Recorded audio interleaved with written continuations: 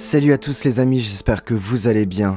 Dans cette vidéo, nous allons nous joindre à des élèves pilotes pour un stage d'initiation au parapente.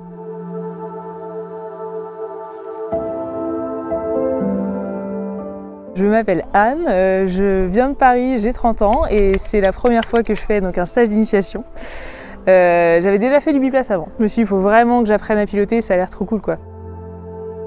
Et donc là, je me suis motivée avec 5 potes, vraiment parfait, les meilleures conditions. J'ai déjà fait des sauts en parachute, j'ai fait du parapente en tandem aussi et du coup ça m'a motivé à faire ça quoi. Et à m'y mettre à mon tour, d'être tranquille tout seul et d'avoir ma propre liberté en l'air. Alors, en quoi consiste ce stage d'initiation ? Comme son nom l'indique, c'est bien les bases de l'apprentissage du parapente. Donc toucher le matériel, commencer les prémices de la réglementation, de la mécanique de vol, de l'aérologie, la compréhension de ce qui se passe autour de nous. On aborde tous les sujets qu'un parapentiste abordera, on les aborde au cours d'un stage init, de manière simplifiée bien évidemment, mais voilà, on aborde tout, du pilotage jusqu'au vol. Embarquez avec moi pour ce tout premier stage durant lequel nous allons apprendre à nous envoler.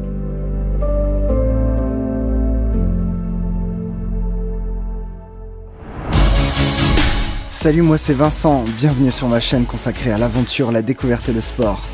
Je t'emmène avec moi pour te faire vivre toutes mes passions, alors abonne-toi pour ne rien manquer de mes aventures.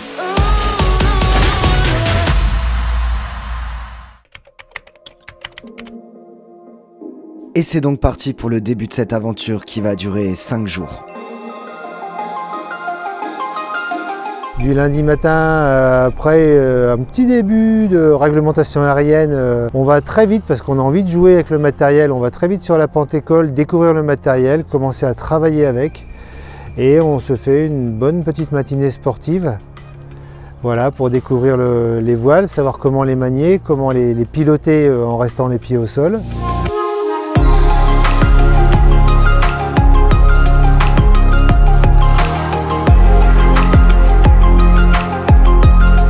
Une bonne première matinée de Pentécole où les élèves apprennent à manier leur parapente, à remonter à pied et les premiers sourires commencent à apparaître sur les visages.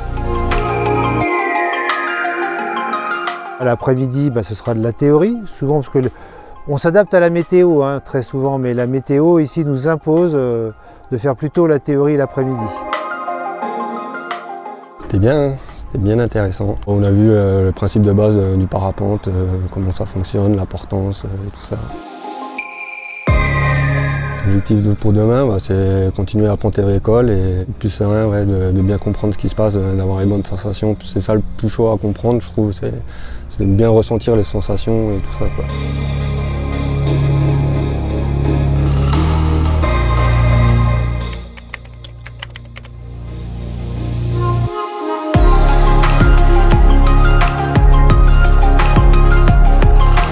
Jour 2, retour en Pentécole, de nouveau là on travaille avec les voiles et si on a bien capté, et souvent c'est le cas, c'est pas très compliqué non plus le geste technique, le deuxième jour on commence déjà à envisager des petits vols sur la Pentécole, des petits sauts de puce.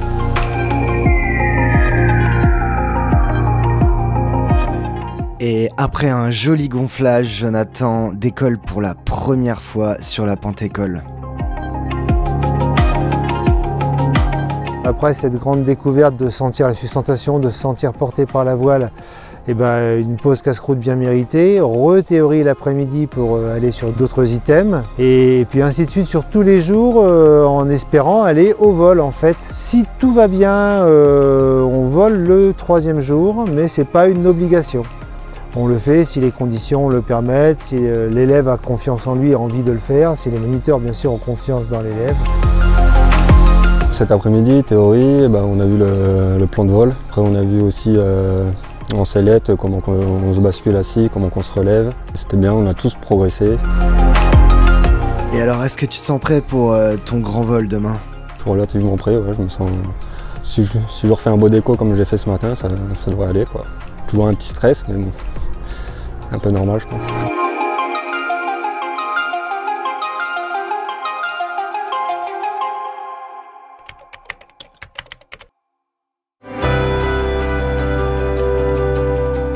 va passer ensuite au vol. Et puis de nouveau la théorie qui revient, on revient sur les items du premier jour mais avec déjà une expérience supplémentaire, le fait d'avoir volé. Et voilà, le stage avance comme ça avec petit à petit des exercices qui vont s'inclure dans le vol pour commencer à complexifier un peu la chose, être capable en fait de décoller d'un endroit pour arriver au même endroit et que ça devienne le plus possible du fait du pilote et pas du moniteur qui le guide.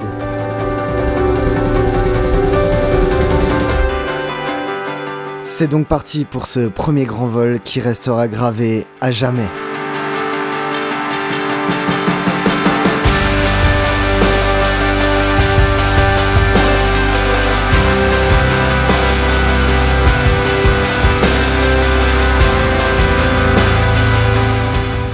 Félicitations Jonathan. Et ben dans ce cas-là, Jonathan, je te laisse en compagnie de Sylvain. Donc Sylvain, Jonathan avec la Bolero orange.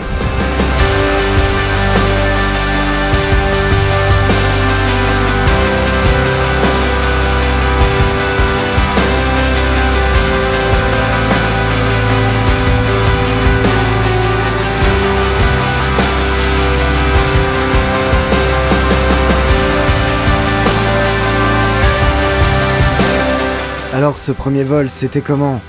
Ah, c'était top. Franchement, j'ai bien kiffé. Sensation de liberté en l'air, c'est vraiment excellent.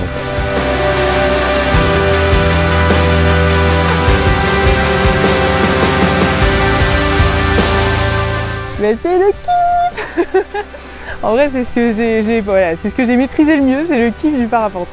Non, là je pense qu'on a eu vraiment des conditions idéales. C'est vraiment ouf. Enfin, en fait, on vole et c'est trop bien. Enfin, je suis hyper contente d'avoir kiffé et je me suis dit, ça se trouve, ça va me faire peur. Et en fait, c'était le feu, quoi.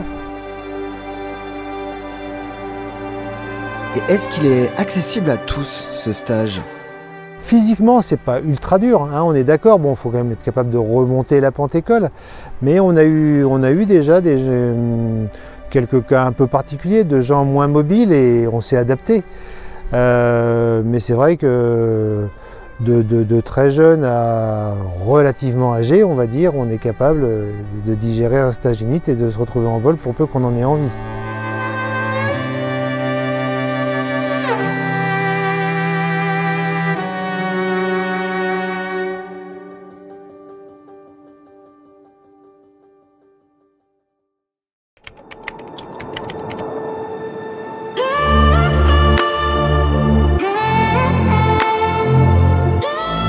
Qu'est-ce qu'un élève peut espérer avoir acquis à la fin de ce stage? J'espère que dans un premier temps, le premier acquis, ça va être l'envie de continuer, bien évidemment. Ensuite, les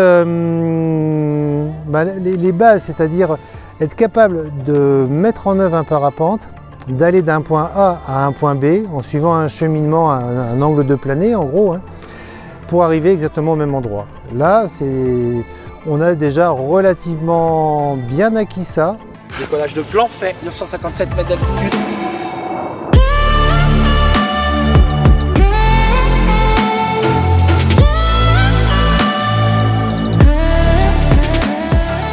C'est pas si compliqué que ça au final, une fois que tu te mets dedans, que tu apprends les bons gestes, les bons trucs, tu as le bon ressenti, franchement ça se fait facilement, je trouve. L'encadrement, clairement, c'était top. Ça nous a mis super en confiance. Le fait d'avoir deux personnes, une au décollage et à l'atterrissage, ça permet d'être tout le temps suivi. D'avoir aussi deux personnes, deux visions différentes, ça c'est plutôt cool. Il nous rassure, c'est vrai que c'est en fait un peu impressionnant. Donc même si tout n'est pas parfait, le fait qu'on te dise si c'est bien ça, Anne, bah, t'es trop content et tu te dis ok cool, j'y vais. À partir de quand on peut voler seul et sans encadrement? C'est souvent un tout petit déclic dans la tête qui fait qu'on va être capable de le faire tout seul. Et c'est le but du stage suivant, justement, d'avoir confiance en soi. Parce que nous, on va vous donner les moyens, bien sûr, en tant qu'élève pilote, à y arriver. Mais il y a ce qu'on appelle couper le cordon, voilà, s'éloigner un petit peu de la voix du moniteur qui rassure dans l'oreille, écouter que le bruit du vent et continuer à réfléchir sereinement pour aller au bon endroit.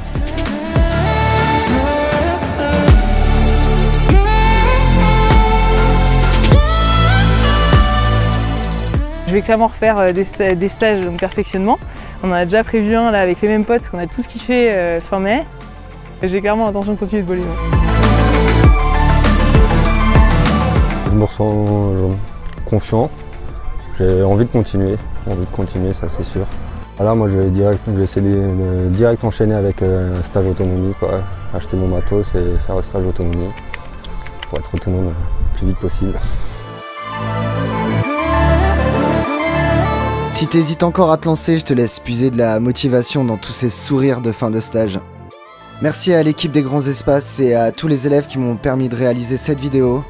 Si tu as aimé et que tu veux me soutenir, n'hésite pas à mettre un gros like, à partager la vidéo et surtout à t'abonner. Allez, je te dis à bientôt dans le ciel.